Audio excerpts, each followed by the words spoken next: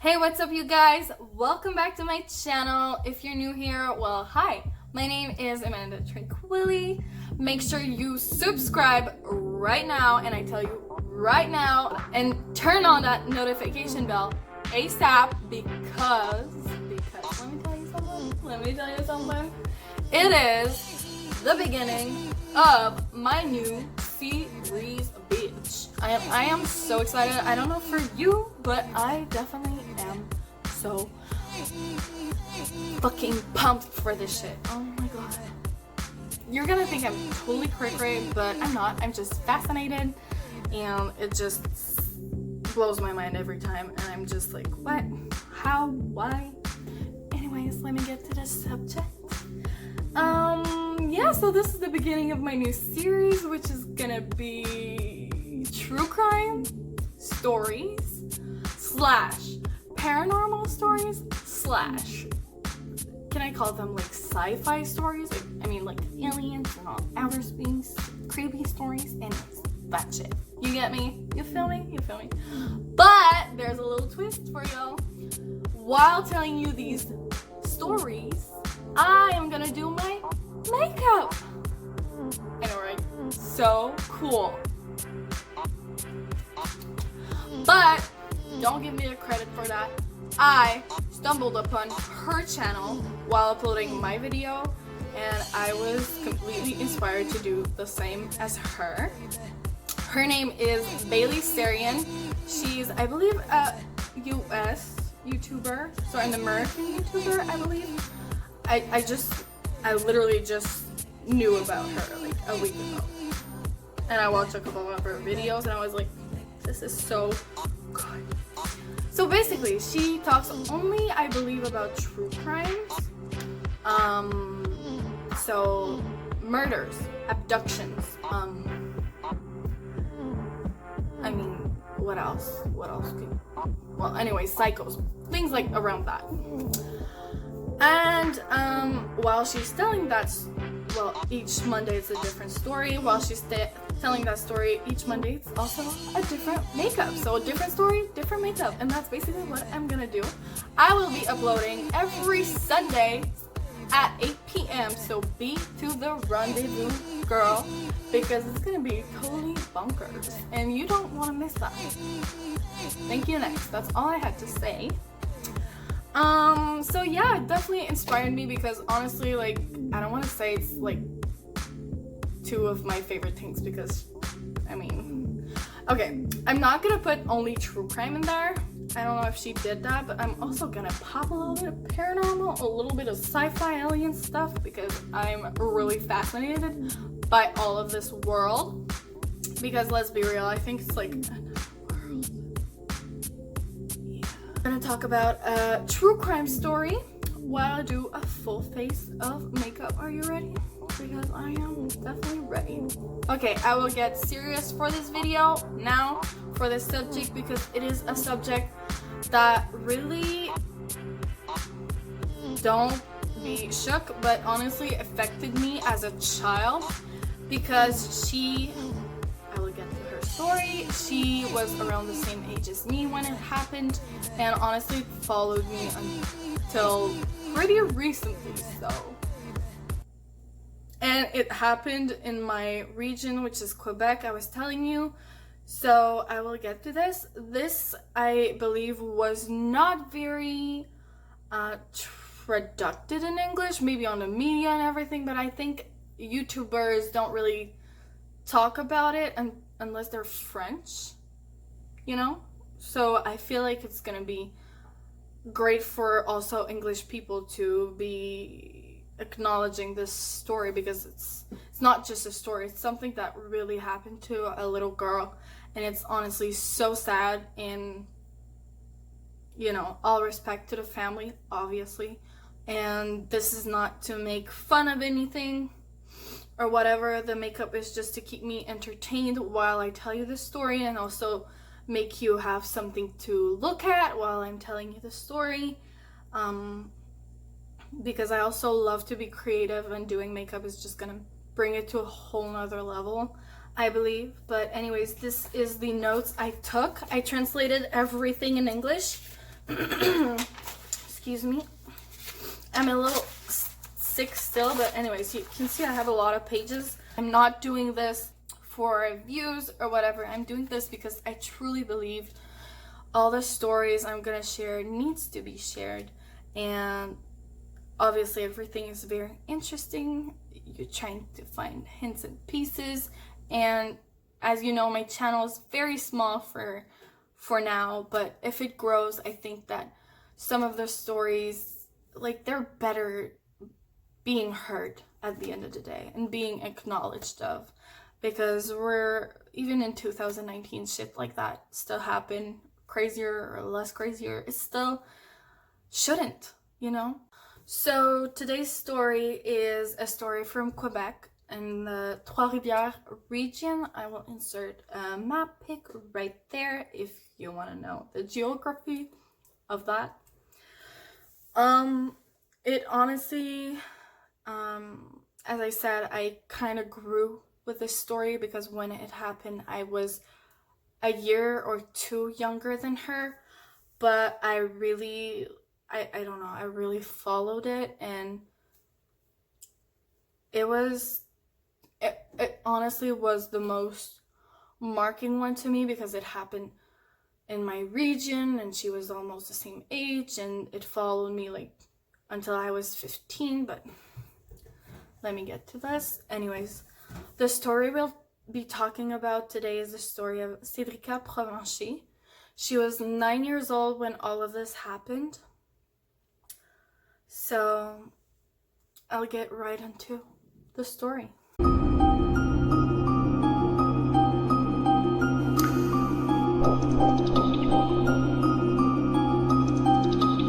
So on August 29th, 1997, she was born, and she was living in Trois-Rivières, Quebec, as I told you before, and she was living with her mom, her dad, and her sister. And Trois-Rivières is not a big city, but it's not a small city. It's a regular city where a lot of family goes to live there. On July 31st, 2007, it was the last time we saw her alive, and that's when the whole story begins. So that day, the 31st of July, she was going to Chapet Park on her bicycle to meet her little friend there and play like a regular 9-year-old would do. Obviously, she had a curfew, which was around 8 o'clock, and a man, while she was playing with her friend, approached her and asked Cédrika if she could help him find a lady's dog that she lost, which was black and white. And we know that detail because of witnesses that were also there that day, and also the little friend she was playing with said the same version to the detective. Cédrika went to help the man find that dog. She was going houses to houses, knocking on the door, asking people if they saw or knew anything about a black and white dog. And that's the last time we saw her alive. So as I said before, she had a curfew. So when her parents noticed that she wasn't home at her habitual curfew time, they knew right away something wasn't right. They called the cops and immediately was reported missing. The whole story was super mediatized. It was on news, in the papers, it was everywhere. A little girl, 9 years old, from Trois-Rivières, Quebec, went missing. The same night, around 8:30 p.m., they found her bicycle behind a container, a trash container, the big trash bins, like, you know, those big trash bins you can find behind a restaurant or whatever, that kind of bin. And I'm just gonna insert the picture right there so you get the actual image. So at this moment, they knew they were not investigating in a kid just running away from the house. They were investigating into a crime and a child abduction. Also, a lot of people, witnesses, told the police that they saw that day a red Acura riding around the town. So, and it wasn't like very, it wasn't, it was weird. And they also saw somebody inside that car, the red Acura, talking to a little girl that day. So that car was the first clue we had, and the only clue we had to find Cédrika and get her home. So after they got that clue from the red Acura, they started investigating.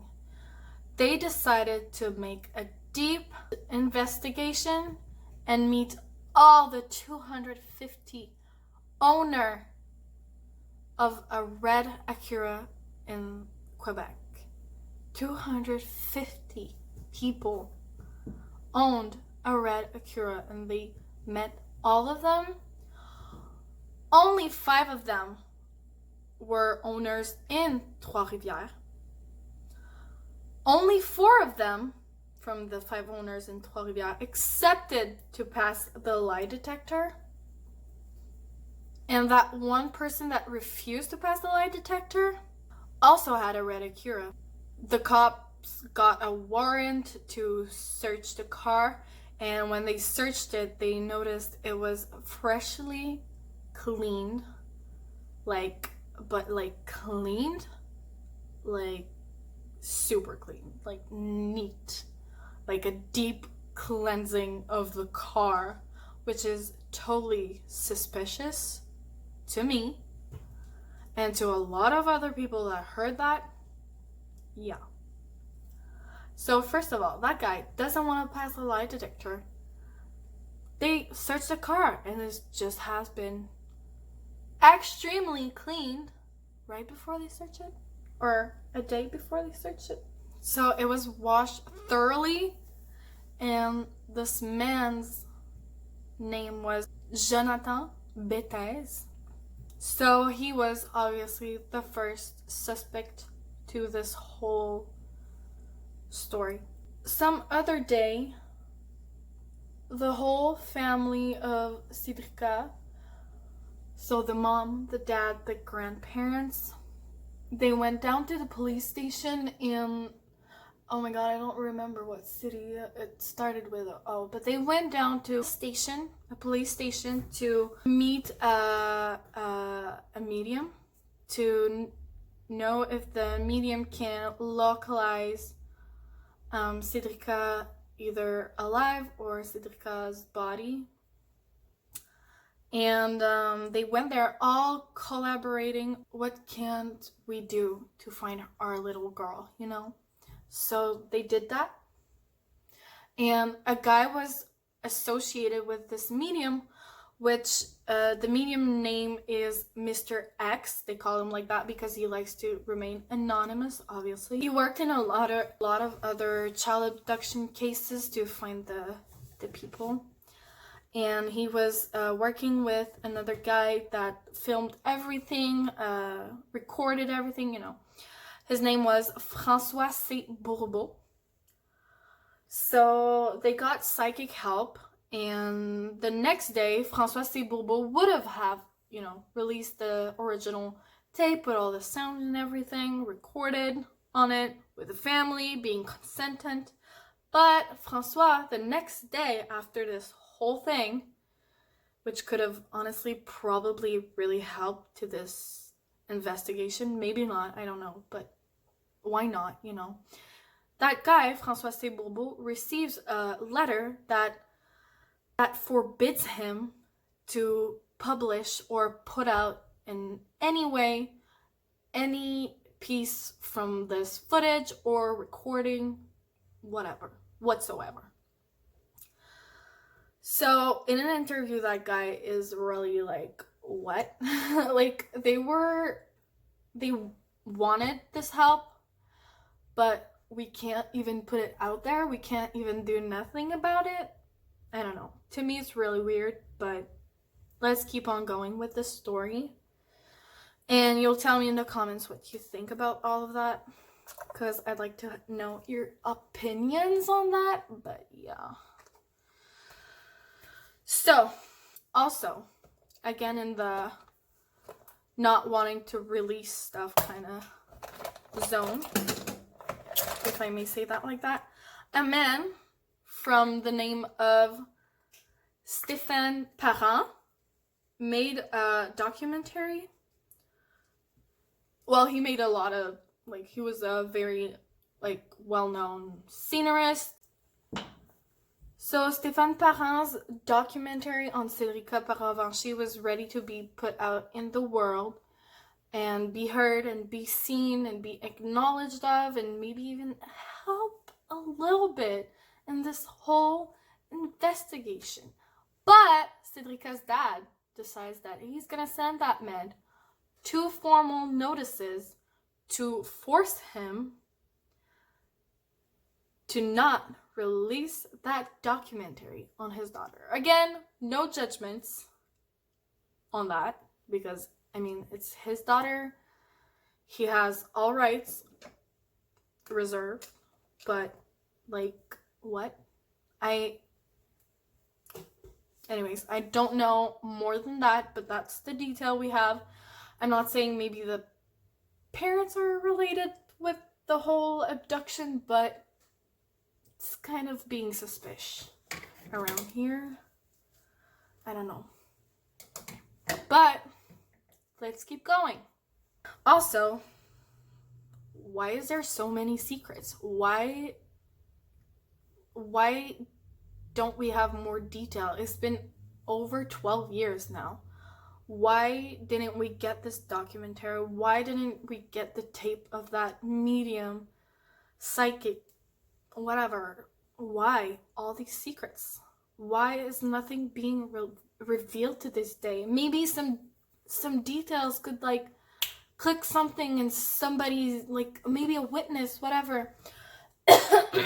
Like, we never know. Like, your answer might be right under your nose, but you're just like, nope. But maybe I'm wrong. So let's keep going. More details we've got. Years after, just want to make that clear. The night that Cédrika Provencher's went missing, a hotel room near Trois-Rivières was booked for the night. Okay, that's something that can happen, obviously. There's not just, like, one habitant there, so, or tourist or whatever. But the next day, when this certain person or persons, we don't know, checked out, the housekeepers went to clean the room, you know, because that's their jobs, and they found blood on the floors. It was super, obviously, extremely suspicious. But they weren't allowed to say anything because the landlord of this hotel was a woman, and at the time she was doing affairs, I believe, with the Hells Angels. If you don't know, because you're not from Canada or whatever, I think they went to the US. Correct me if I'm wrong. I don't really know a lot about them, but I know they're a crew of biker that are basically criminals. So obviously she didn't want to get involved in this and involving the police. So they didn't say anything until, I don't know exactly the date, but it was years and years after it happened. So thanks for your help. Like, right after that person checked out, and anyways, they found the blood and everything, all the proof of the blood was erased because an explosion occurred in the hotel because of a propane tank, and it completely, like, burnt everything. Every evidence was gone. Like, what? How? Why? Why that day? Why exactly after he checks out? Like, or if it's that suspicious guy. I don't know. Everything's kind of fishy here for my side of... Anyways. So, let's keep on going with the details because I'm not done. So, that's the only things we knew. Investigations were going around, you know. Also, I have to clarify that that first suspect we had on the list, Jonathan Bethes, was, well, he basically went through hell because everybody hated him because they were sure it was him. Obviously, he wasn't in a good position to say it's not me because he didn't want to pass a lie detector. Let me put you in a background. This guy, Jonathan Bethes, he's 36 years old from Trois-Rivières, the same region where Cédrika went missing. He was the landlord of a wrapping company, so I guess they were just wrapping stuff and anyway, selling wrapping or whatever. But he was like the CEO of this business, so he had money in the bank, sis. And he was quite young. I mean, 36 is quite young. But that's no proof. It's just background of who he was, what he did for a living, and da-da-dee-da-da-da. From what we know, he didn't have any girlfriend or any wife or any whatever. He was just a 36 years old CEO of his own wrapping company. That's all we know. Even if he was our first, like, biggest major suspect, we couldn't arrest him because that's just logic. We don't have any proofs except the red Acura, the fact that he doesn't want to pass the lie detector. But that's not enough, obviously, to arrest someone and put him in jail for life for... Anyways. So, even if the cops didn't have enough proof to arrest him, they still got a warrant to search the inside of his company if they could find any clue or whatsoever. And they did found something on one of the company's computer, yet we don't know if it's from his searches or one of his employees, and yet it was very minimal. It was traces. Well, they found it because of the IP address, first things first, and it was traces of juvenile porn, but it was just traces, and it was, again, not enough. But they did arrest him, but they had to release it because it was not enough. It was just searches and not actual, like, consummation of that. And again, it was from the company, so it could have been a worker and not him. They couldn't know, so he was released. Still the first suspect for years. Never wanted to collaborate with either the family or the cops or the detective. Never, ever. I mean, maybe it's not him at the end of the day. Just let him live his life. But what if it was, you know? So we're, like, stuck in between of, like, nothing. Because we have basically some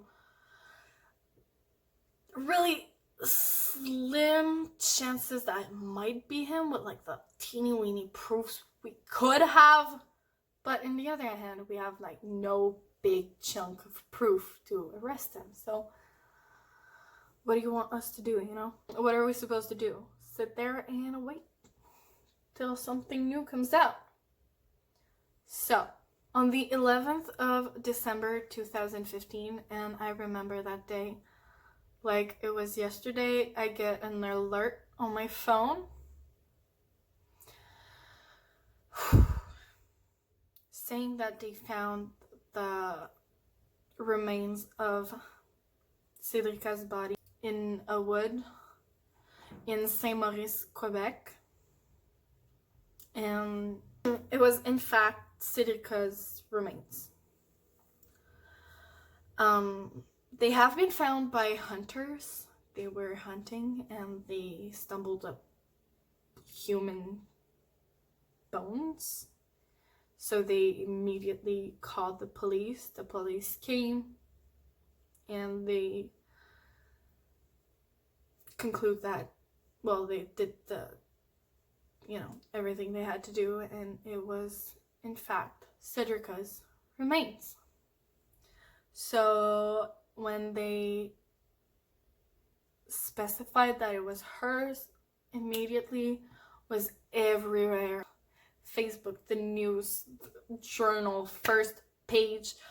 I swear it was everywhere, which is totally okay. 10 years after her being abducted, she is found dead, but at least her family can now, start grieving. And may I specify that that day, some nurses from the hospital reported that to the police, that Jonathan Bethes, again, went to the emergency because he thought he was having a heart attack. It just went viral. It's everywhere. You're the number one suspect and you think you're having a heart attack? But he was only having a panic attack from too much anxiety. Isn't that so weird? Yeah, I know. I know.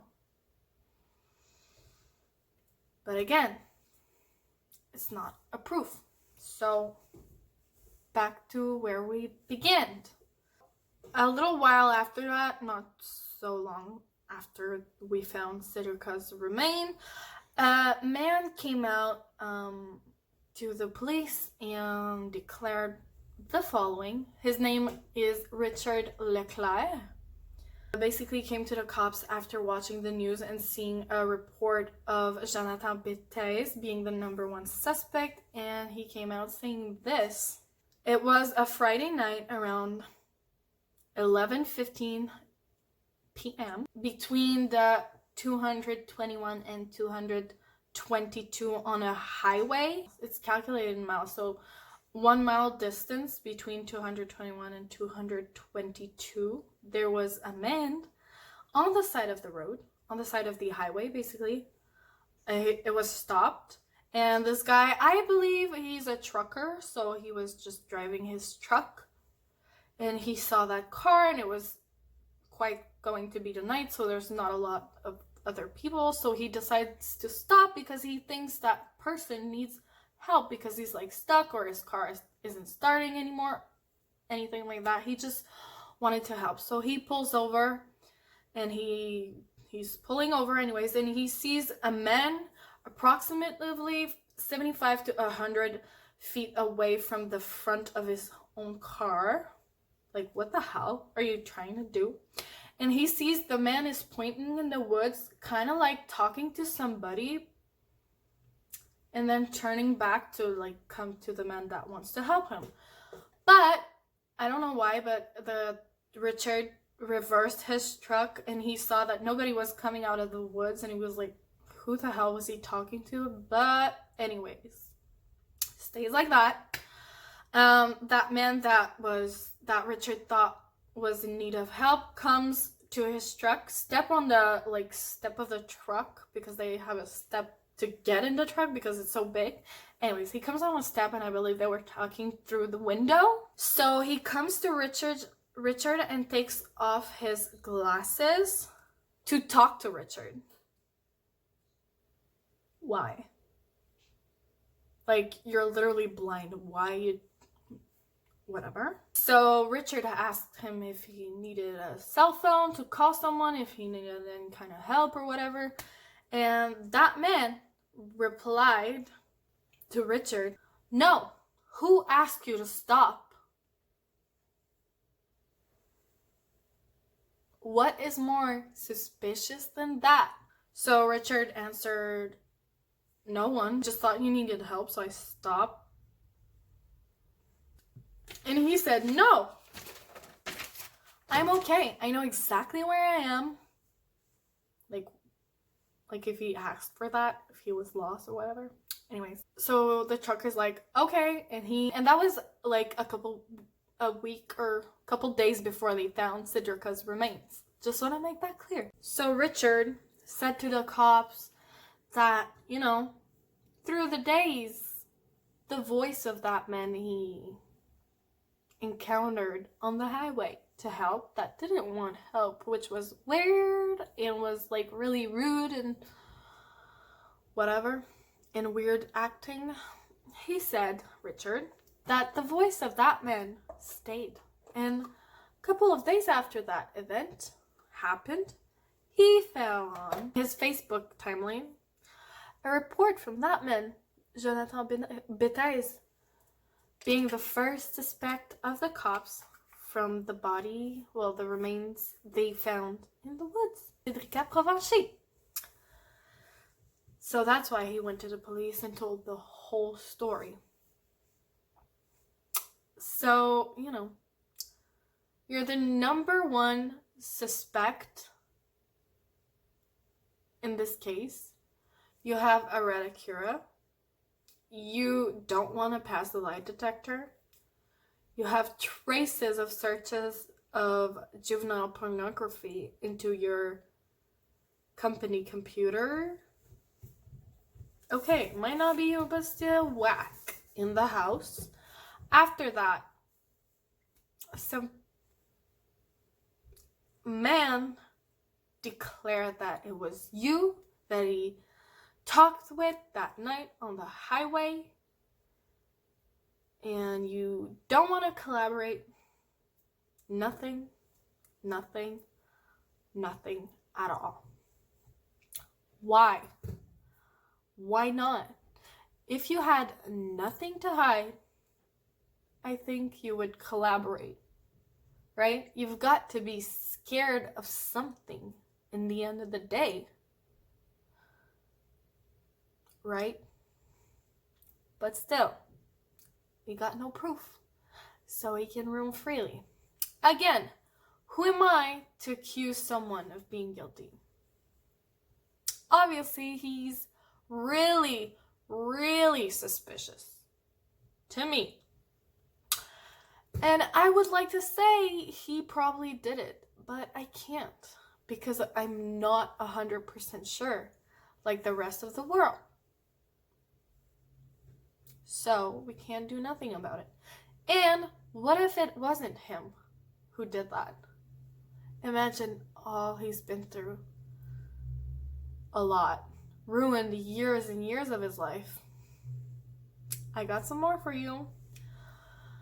Cops were really into this case, and since the beginning, they've been trying to pull out any information from that man, Jonathan Bethes. In fact, the police went undercover to try to extract infos from this man. Am I really gonna try to do liner on camera? I don't think so. I'll be right back. So the police went undercover to his house right about the time he was the first suspect on the list.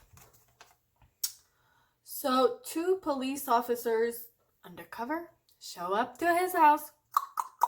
Hey, you want a trip for the weekend to go golfing at Mont Tremblant? So he went. Everyone that was involved in this getaway, or whatever you would call it, were undercover cops or security agent here to get any information out of this man to finally arrest him. So the limo driver that came to pick him up at his place was an undercover police. All the people there, to make it seem, they were just acting. And one of these police officers was going to get to know him and become like that with Jonathan Bethes, to try to like every day get info or whatsoever evidence that could make him guilty for Cédrika Provencher'S murder. So, this whole undercover thing lasted for about 5 years long. 5 years of acting like you're his best friend. They actually became like best friends. But nothing came out of them. Except one day they were playing golf. And I don't know what kind of golf is that. But there was like a beach, I guess, nearby. And a little girl, approximately 9 to 10 years old, walked by in a bikini.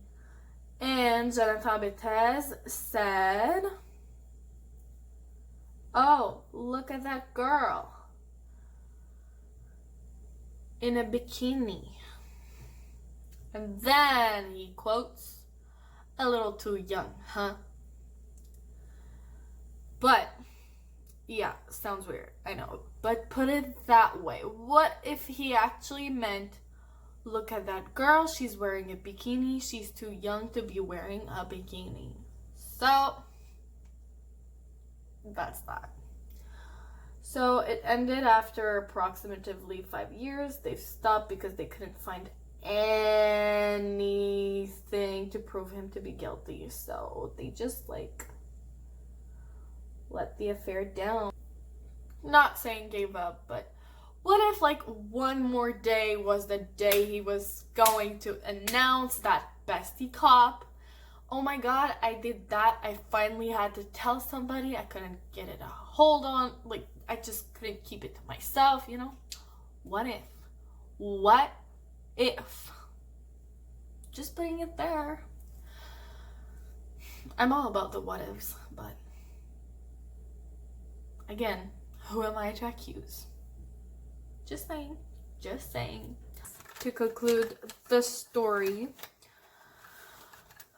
there's not anything else new to this day. It's been 12 years already, and nothing new, but I'm a strong believer that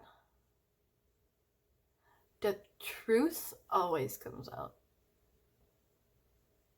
even if it's years after. I think that's really rare, that we never have a conclusion. So, I'm still positive that we'll get an answer to all of this one day or another. It's frustrating because that one suspect cannot be forced to like pass the lie detector, and we couldn't get anything out of him. And why didn't he clean his car? Like, all these questions, no answer. But also, why was the dad wanting to hide stuff so much? And what if it wasn't only the dad? We didn't really hear the mothers having a say in there or whatever. So I don't know. Not realizing the tape from the psychic. What if it actually helped, you know? I don't know. Maybe they didn't want to bring more attention to this case, and I totally understand, but like at the same time, maybe it could have helped. For now, we still don't know who it is, even though we have a suspect that doesn't want to collaborate and is super suspicious, but we can't do anything about it until someone comes out of the shadows and tells something that could change this whole story around. I think Cédrika's story deserves to be heard and talked about and acknowledged and spreaded. It's a really sad story, and I hope we'll find who did this sooner or later. And all my respect and condolences goes to the family. So it's quite a short story because we didn't get a lot of details. Obviously, the documentary and the recording from the psychic help they got would have bring more to this story, but we didn't get it, and we probably will never get it. Maybe not. I don't know. that was Cédrika Provencher'S story, and I think a lot of you guys, if you're not from Canada, didn't hear about it, but I think if you are from Canada, you definitely heard about it. It was really in the medias and put out there. Unless you were really young, much younger, maybe you haven't heard about it, but yeah, she was put into our attention, which is totally okay, you know. We just wanted to find her, and yeah. But so that was the story. I hope you got to know more on the story if you already knew it, or if you didn't know it, well, now you know it. And I think it's, as I said, important to know about these things because it happens so much more often than what we are told about. And it's not just like that. There's a lot more stories that will be included in my series, and if you follow them, you will see that we live in a pretty sick world, that it happens so often. Like every day in different places in the world, something criminal takes place. Like, I could even say like every second. It's so crazy. It's so crazy. So this story is really sad. We don't have any further development. We don't have any further information, and the suspect doesn't want to collaborate. Like, what do you have to hide to not collaborate? Honestly, it frustrates me so much. Or even if it wasn't him, we put all the attention of it on him, but the other person that is actually responsible for that is just out there laughing because we're staring at one innocent person, you know? So both sides is really frustrating. And it's so sad because she was so young. But young or not young, like, who are you to take the life of somebody else? Who are you? I can't put this to my mind. It is very frustrating and sad, and yeah. But that was the story. I hope you like my video. I hope you like this makeup. If anything that I used intrigued you, everything will be linked in the box down below. And Daily Sarian, I will link her channel down below as well if you're interested to watch hers. Obviously mine is not as good as hers because she is that bomb, but she's been doing YouTube for a while. I'm just starting, so please give me a chance. If you have any suggestions on what story, either true crime, paranormal, or sci-fi, alien shit, whatever, outer space, whatever you want to call it, I should find a name for that. Oh, also conspiracy theories, bring them on. I'm gonna tell them for sure. Put it in the comments down below. I will respond to everyone, obviously. And don't forget to subscribe and turn on that notification bell. You'll be notified whenever I post a new video. And I will not just upload for the series, I also upload like random uploads of like random stuff I want to upload on my channel. So yeah, love you guys so much. Thank you so much for watching. Thank you so much for subscribing and supporting, and just be aware and be careful, please, and make, as Bailey Sarian says, and it's so true, make good decisions. I love you. Bye.